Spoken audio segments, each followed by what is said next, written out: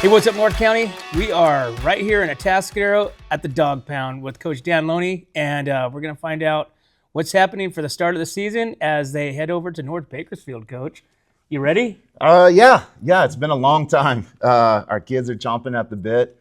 It's one of those things that it's nice to have a bye that first week, but it's also kind of a curse because now we've just been waiting for so long. And one of the things that we struggled with this week was staying focused, I thought, because we've been going for so long and not having an opponent to really kind of, test ourselves. It just seemed like we've been practicing for months. And so, and we've been, practicing North for so long. It's, we're just kind of really, really excited and ready for tonight. Don't you think that kind of maybe also kind of helps the, a fighter? For instance, you're kind of sparring, you're not going full tilt, but you get to go full tilt tonight. Oh, for sure. I mean, they're excited. They're ready to go. Like I said, it's been good for us because we've been able to step back and see what our flaws have been and being able to really kind of pinpoint some of those things and work on those things. But it's also been a curse because now everybody's had game one. And, one of the things is it doesn't matter how, there's that old saying of doesn't matter how hard you condition, you're never ready for that game one experience. And so they're on game two, we're on game one. And so hopefully we don't have a lot of mistakes and hopefully we've prepared them, not only physically, but mentally as well. How are you guys looking health-wise, team-wise, kids-wise? Injuries, none? So far so good. We have little bumps and bruises here. We had, one of our safeties, he's going to step out. He's having some lower body pain, and so we're going to hold him out this game. That's Jeremy Hendricks, so we're going to hold him out this game. And, it's a long season, and we want to make sure that he's healthy, especially in the when we start getting into the league and hopefully playoffs. And so we want to hold him out a little bit. But knock on wood, so far we're looking good and we're really healthy right now. So I wanted to ask you about last week's results of the different teams playing. Do you have any surprises? A few surprises. Honestly, Templeton was a surprise to me. I know Edison's always a good athletic team, and again, it's at the beginning of the year, so you never know what's going to happen. I didn't get to see the film. We were out at North last week watching, scouting them and seeing what was going on there. AG was a surprise to me as well. They were, I think everybody thought they were going to be a big hitter this year. And, again, though, it's week one. You're right. Trying to figure out, how all the pieces of the puzzle is put together and they'll get it going. It's always, you're not so worried about the beginning of the year. If you're hot at the beginning of the year and you start to cool off at the end, then you're in trouble. So, do you go into the first games kind of like I don't want to say a scrimmage, but I mean you're still testing some kids in some positions. You want to give them that opportunity to either win it or lose it. Yeah, no, for sure. I mean, you have an idea, right? You work with them all summer. You do 7-on-7.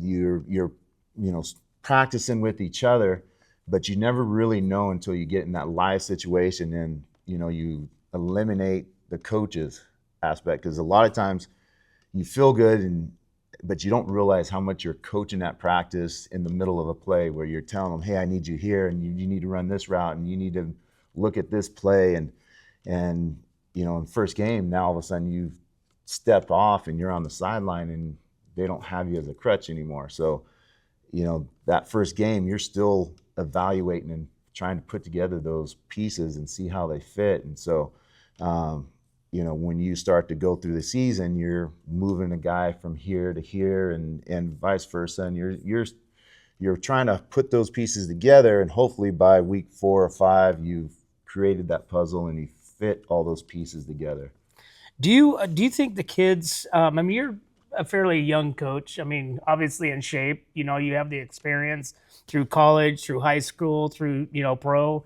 Do you think they kind of look at you more than a kind of an older coach that's, kind of been removed from the game for quite some time? I don't know.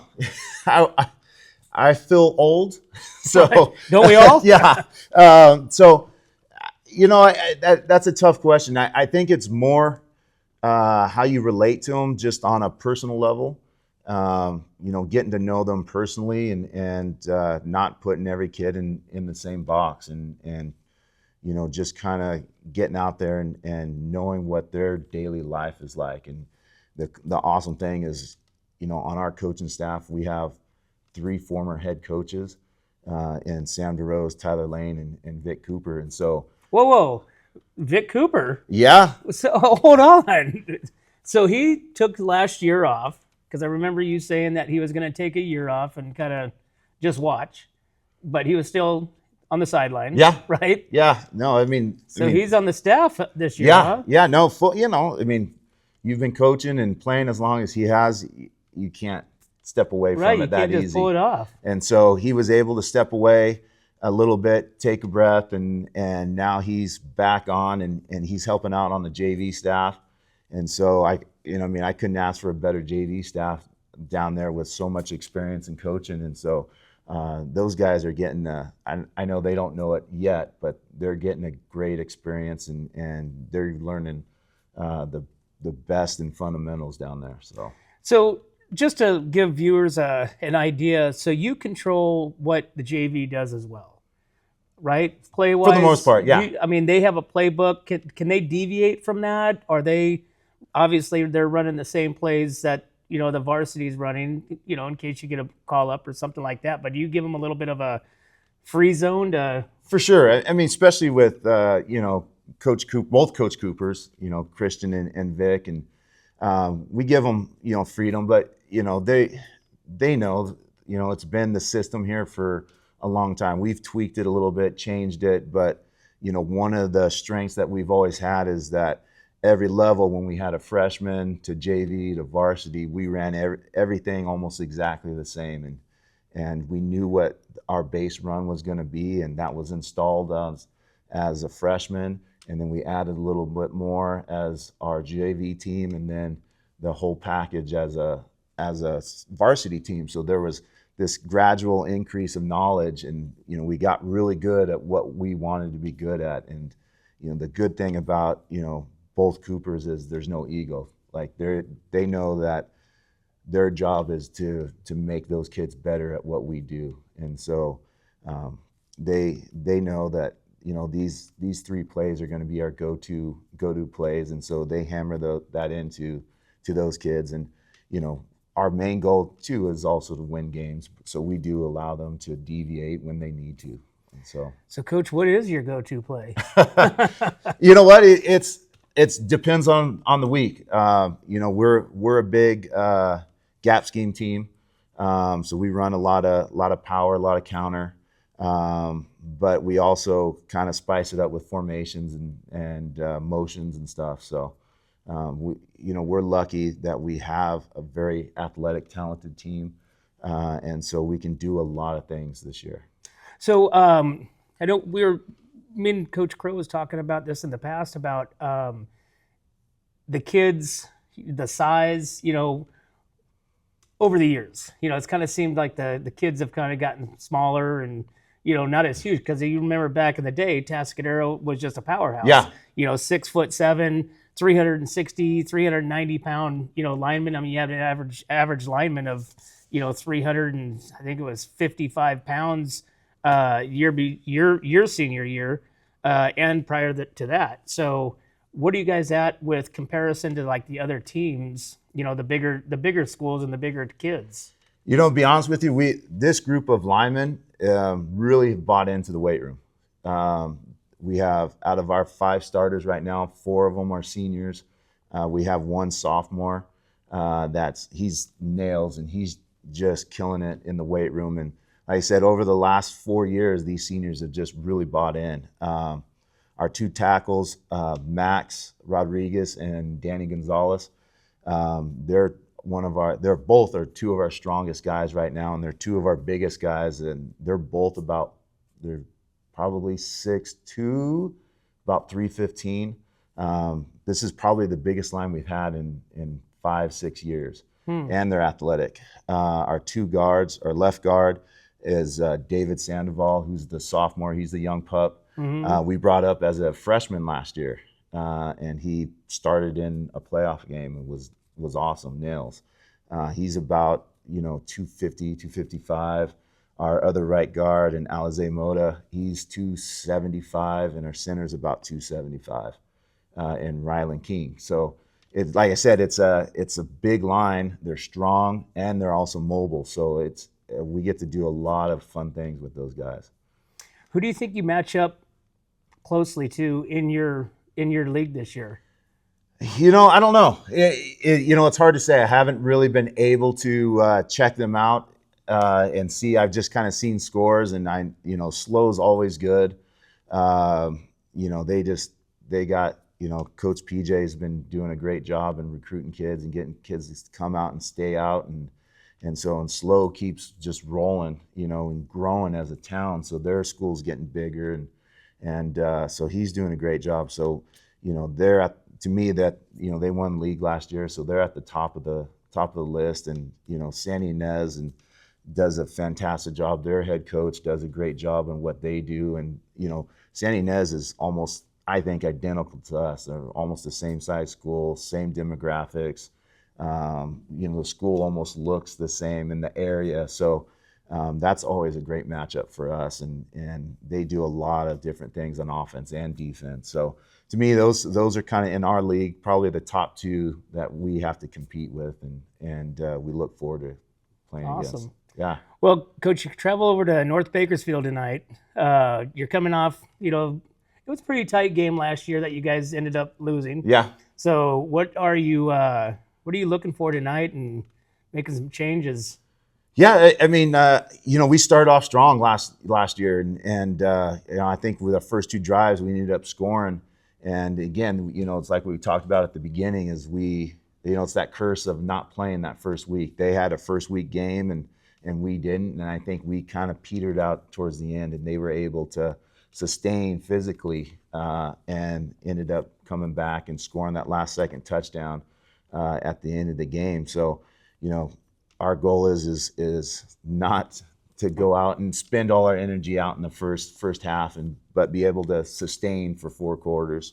The other is they run a triple option offense, so they're going to test our alignments and assignments and making sure our guys trust that everybody else is going to do their job. Defensively, they don't do a lot of stuff, out of the box, but what they do well, and they fly around. So we have to be able to withstand some of their blitzes and pick up the guys when they're coming and basically just execute. So it's gonna be a battle. It is. It's definitely. And their head coach does a great job because he tailored their offense to what their kids can do, and so he does a really good job at that. Awesome. Well, Coach, we're excited for the season over here in Atascadero, and I'm sure you are. The butterflies Sure. Are the butterflies here now? Definitely. First game, definitely. First night. Hairs on my arms are standing up. I mean, I'm ready. It's awesome. I keep telling this group, every year is a new year, and you have to create a new chemistry with the group. And this is a special group, and I don't know if they know it yet, but if we can put it all together, it's going to be fun. Do you have one obvious leader and one on defense and offense this year? No, that's the good thing. We have a bunch of seniors that have stepped up and become not just vocal leaders, but leaders by example, showing up early, putting in the time in the weight room, being the first guys on the field, being the last guys off the field. I have guys that will stay after and clean up the locker room if it's messy, and it's like I said, it's a different mentality than we've had in the past. One last question, Coach. I saw a picture of you during practice with a tutu on or something. What was that all about? There was if you're talking about the scrimmage, I had a Halloween costume on.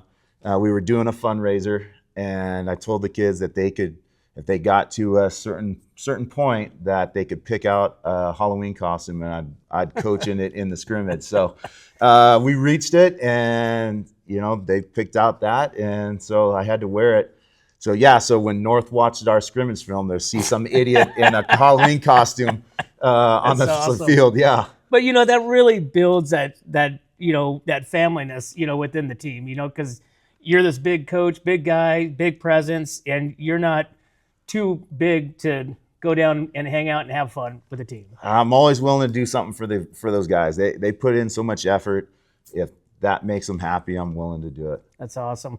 One last thing, you got Blast and Brew this year after home games? Yeah.